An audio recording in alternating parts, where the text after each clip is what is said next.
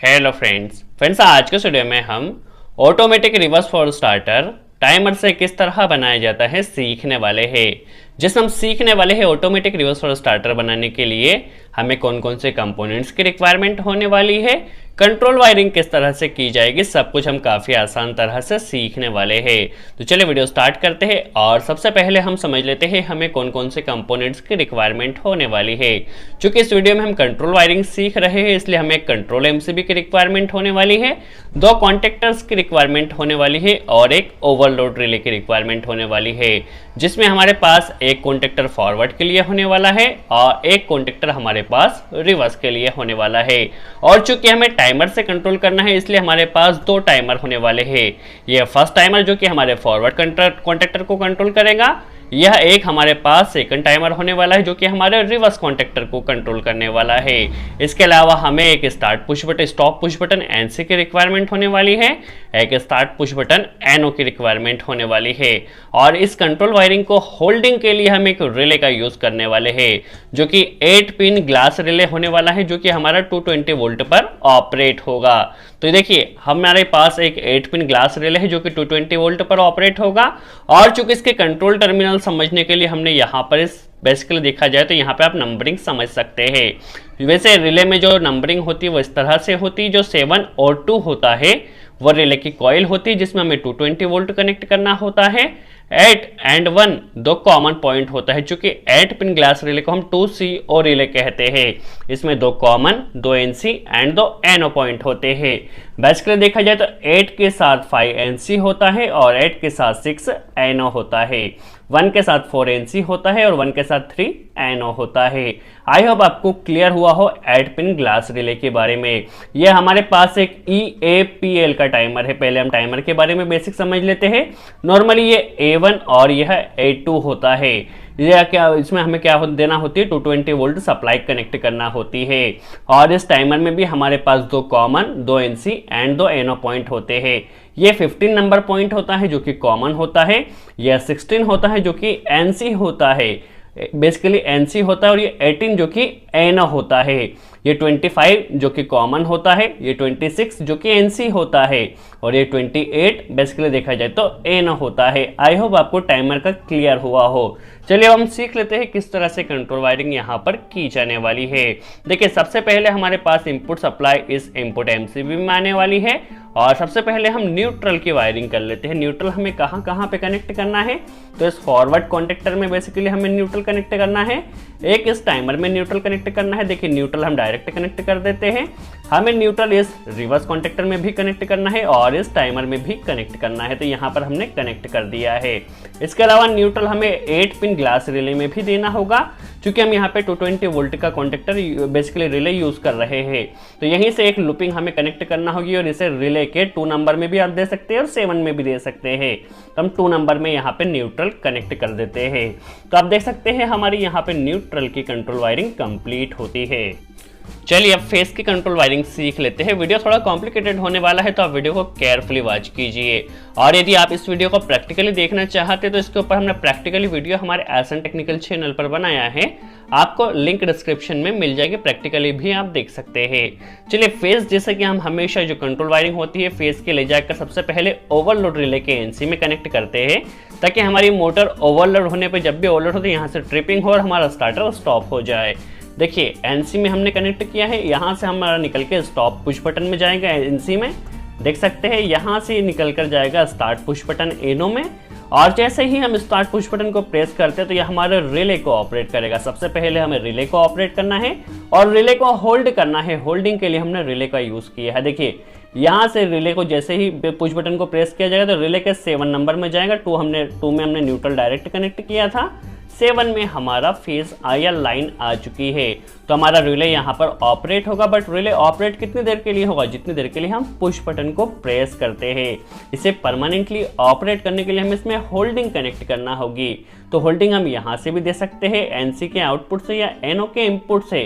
But सबसे पहले हमें एक लूपिंग कनेक्ट करना होगी जो कि आप किसी भी कॉमन में कर सकते हैं। देखिए 7 से 8 में हम एक लूपिंग कनेक्ट कर लेते हैं। देखिए जैसे ही रिले ऑपरेट होगा इसकी सप्लाई 8 में आएगी यहाँ पर, और होल्डिंग के लिए हम यहाँ से एक कनेक्टर कनेक्ट कर लेते हैं और इसे ले जाकर इस एनो में कनेक्ट कर देते हैं। देखिए क्या होगा, जैसे ही पुश बटन प्रेस किया रिले ऑपरेट हुआ, रिले के ऑपरेट होते ही यहाँ से कनेक्टर यहाँ पे इस कॉमन में कनेक्ट है और यहाँ पे कंटिन्यू सप्लाई आ रही है, होल्डिंग सप्लाई। तो इससे हमारा रिले जो है वह होल्ड हो जाएगा।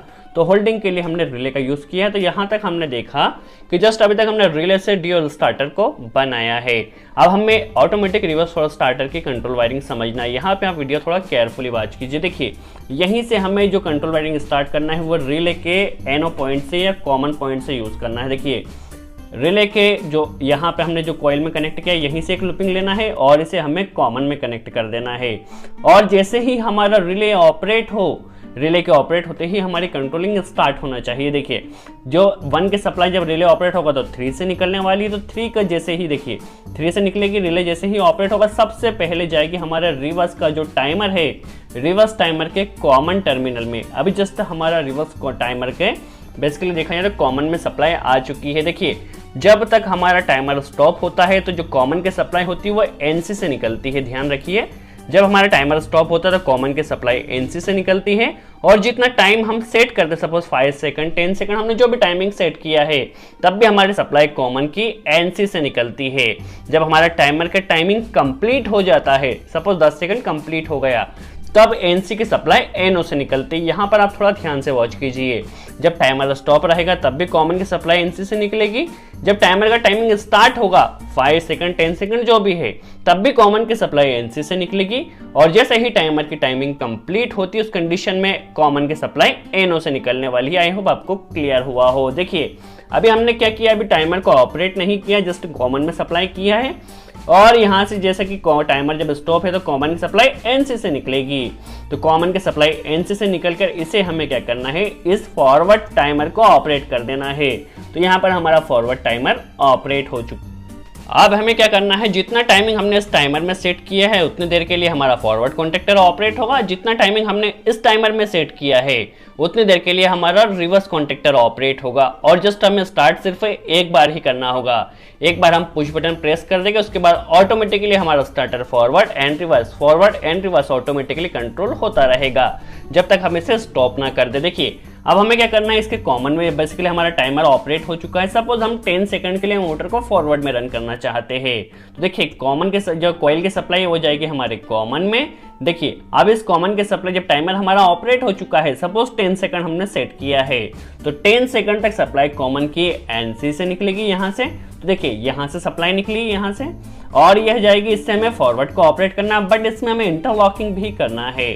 तो इंटरलॉकिंग के लिए यहाँ से सप्लाई जाएगी और रिवर्स का एनसी पॉइंट यूज करने वाले हैं हम इंटरलॉकिंग के लिए, ताकि एट ए टाइम हमारा कोई भी एक कॉन्टेक्टर ऑपरेट हो। देखिए इस रिवर्स के एनसी से सप्लाई आएगी और यह जाएगी हमारे फॉरवर्ड की कॉइल में। देखिए फॉरवर्ड कॉन्टेक्टर में न्यूट्रल हमने डायरेक्ट कनेक्ट किया था और फेज इस टाइमर के द्वारा आया है।